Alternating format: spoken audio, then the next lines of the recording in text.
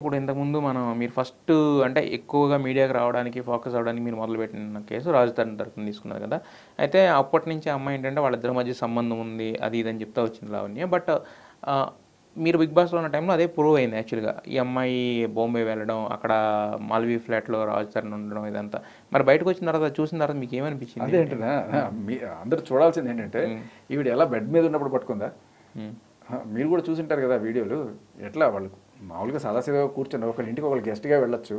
అంటే వెళ్ళొచ్చు కానీ బట్ కాకపోతే ఏంటంటే సినిమా టైంలో కూడా మనం అడిగితే ఏంటంటే అసలు రాజధానికి మాకు సంబంధం లేదు అని ఆ అమ్మాయి చెప్పింది. అంటే నా వర్షన్. ఇంకోటి ఏంటంటే రాజధానికి నాకు ఇదివరకు ఫుడ్ ఆర్డర్ చేసింది అది కూడా చేయొద్దని చెప్పాను. ఇంత చెప్పుకొచ్చిన మాల్వి అంటే ఇప్పుడు నిజంగా లవ్ చేసి ఉంటే కనుక ఇప్పుడు ఈ అమ్మాయిని పెళ్లి చేసుకున్నాడనే ఆధారాలు లేవు కాబట్టి బెయిల్ వచ్చింది ఒక రకంగా. అది ఉంటే డైరెక్ట్గా ఓపెన్ అయిపోతే ఇంత గొడవ ఉండేది కాదు కదా! దాన్ని ఎందుకు రచ్చ చేసుకోవడం అనేది నాకు ఒక పాయింట్. అది అది అది నేను కూడా చెప్తాను. ఇప్పుడు వాళ్ళు ఒకవేళ కనుక ఏదన్నా ఇప్పుడు ఒక ఫేజ్ ఉంటుంది సీయింగ్ ఈచ్ అదర్ అంటే వాళ్ళు their testing out their chemistry మన వర్కౌట్ అవుతుందా లేదా అని ఏదో ఫ్రెండ్లీగా ఉంటారు. ఒక టైంలో దే విల్ డిసైడ్ పెళ్లి చేసుకోవచ్చు లేకపోతే విడిపోవచ్చు. ఇప్పుడు పెళ్లికి కన్ఫర్మేషన్ అంటే ఎంగేజ్మెంట్కిను పెళ్లికి మధ్య ఉన్న ఫేజ్ అనుకోవచ్చు. అలాంటి ఏదైనా ఉందేమో మనకు తెలీదు.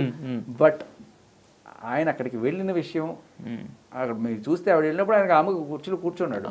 నేను అడిగాను రాజధాని ఎందుకు వెళ్ళాడు ఏంటంటే ఆయన తర్వాత నాకు పంపించాడు ఇదిగోనయ్యా చూడని చెప్పి. ఏంటంటే అది అమ్మాయి అప్పుడే కొత్తగా ఏదో ఇల్లు కొన్నదట. ఆ ఇల్లు కూడా కొత్త ఇల్లట కొనుక్కున్నది. అది దాని గృహప్రవేశం చేయడానికి అదే రోజు గృహప్రవేశానికి హౌస్ వార్మింగ్కి పిలిచారు.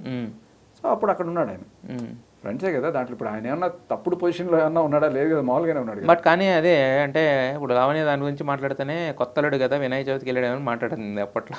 ఇప్పుడు అంటే అదే అంటున్నాడు ఒకసారి నువ్వు వేరే వాళ్ళతో మూవ్ అయిపోయిన తర్వాత ఆయన ఎవరితో తిరిగితే నీకేంటి? నువ్వు ఆల్రెడీ మస్తాన్ సాయితో వెళ్ళిపోయి అక్కడ కేసులు పెట్టేసుకున్నావు, అన్నీ అయిపోయింది. మనం అన్ని విన్నదే ఆ చింటూ మంచం కోళ్ళు విన్నాం, మస్తాన్ సాయి గుండె చెప్పులు విన్నాం, ఇన్ని వింది. ఇంత అయిన తర్వాత కూడా ఆయన ఎవరితో ఇప్పుడు నువ్వు మూవ్ అయిపోయావు, నేను మాత్రం ఎవరితోనే వెళ్ళిపోతాను కానీ ఈయన మాత్రం ఎవరితో వెళ్ళకూడదు, ఇక్కడే ఉండాలి, నా దగ్గర పడి ఉండాలంటే అదే న్యాయం. సో ఆయన ఉన్నాడా లేదా అనేది ఆవిడ ఏం ప్రూవ్ చేయాలి. ఆయన అక్కడ సోఫాలో కూర్చోడం అంటే సోఫాలో కూర్చోవడం వేరు, బెడ్ మీద పడుకోవడం వేరు. అది ఏదో గెస్ట్గా వెళ్ళినప్పుడు ఉండొచ్చు. ఆవిడ ప్రూవ్ చేసింది ఏమీ లేదు. అక్కడికి వెళ్ళి అక్కడ ఇంట్లో ఉన్నాడు ఉంటే ఏమవుతుంది? ఎవరింటికి ఎవరు వెళ్ళకూడదా? అసలు ఒకవేళ ఎఫ్ఐఆర్ ఉన్నా కూడా నీకేంటి సంబంధం? పేరు ఉందని చెప్పింది అది. అంటే ఒకవేళ నిజంగా ప్రూవ్ చేసినా అది ఓకే. ఇప్పుడు నీతో ఉండనప్పుడు ఆయన ఎవరితో ఉంటే ఏంటి? అంటే ఈమె కేసు పరంగా ఏం ప్రూవ్ చేయలే, అతను ఏదో బ్యాడ్ చేయాలనుకుందో అది ప్రూవ్ చేసిందన్న అనుకోవాలి యాక్చువల్గా. ఆయన బ్యాడ్ అయ్యేది ఏం లేదు. ఈవిడ ఎంత ఇప్పుడు ఏ ఇంటర్వ్యూ చూసినా ఎవరు బ్యాడ్ అవుతున్నారో ఆ కింద కామెంట్లు చూస్తే అర్థమైపోతుంది. అది జనాలకి చాలా క్లియర్ కట్గా వీటన్నిటి మీద కూడా ఒక అవగాహన. ఇప్పుడు నేను పోలీసులను కూడా నేను ఒక విజ్ఞప్తి చేసుకునేది ఏంటంటే ఇప్పుడు మీరు న్యాయం చేస్తున్నారో అన్యాయం చేస్తున్నారో మీ ప్రొసీజర్లు మీరు ఫాలో అవుతున్నారు. బట్ ఈ క్రమంలో మేము మా చట్టాలని ఫాలో అవుతున్నాం అని చెప్పడం ఒక రకం, ఒక సామాన్యుడికి మేము న్యాయం చేయడానికి ఇక్కడ ఉన్నాం అనే ఒక భరోసా కల్పించడం ఒక రకం.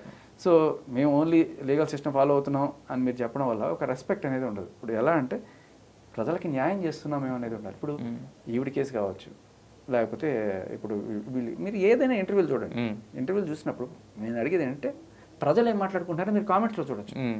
క్లియర్ కట్గా ఇన్ని కేసులు వీడి మీద ఉన్నా కూడా ఎందుకు ఈవిని అరెస్ట్ చేయట్లేదు అనేది ప్రధానంగా కనపడుతుంది. ఒక 100 కామెంట్లు ఉంటే దాంట్లో 99 కామెంట్లు వీటి మీదే ఉంటాయి. వాళ్ళ ఇంప్రెషన్ మీరు అర్థం చేసుకోవచ్చు.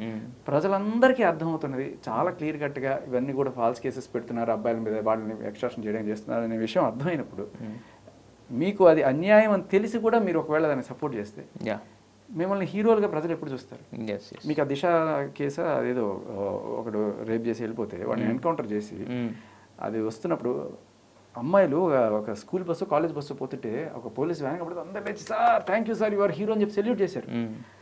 ఆ హీరోయిజము అంటే ప్రజలు ఏదైతే మీరు చెడు అనుకుంటున్న వాళ్ళు నమ్మారో దాన్ని మీరు అంటే కళ్ళ ముందు కనబడుతున్న అన్యాయాన్ని మీరు ఎప్పుడైతే అదే సరిగ్గా దానికి న్యాయం చేయట్లేదు, మీరు అన్యాయస్తులను అన్యాయంగానే చూడాలి, నిజాయితీ వాళ్ళని నిజాయితీగా ఇప్పుడు న్యాయంగా ఉన్న వాళ్ళని కూడా మీరు ఇబ్బంది పెడుతున్నారని తెలిసినప్పుడు ప్రజలు మిమ్మల్ని హర్షించరు.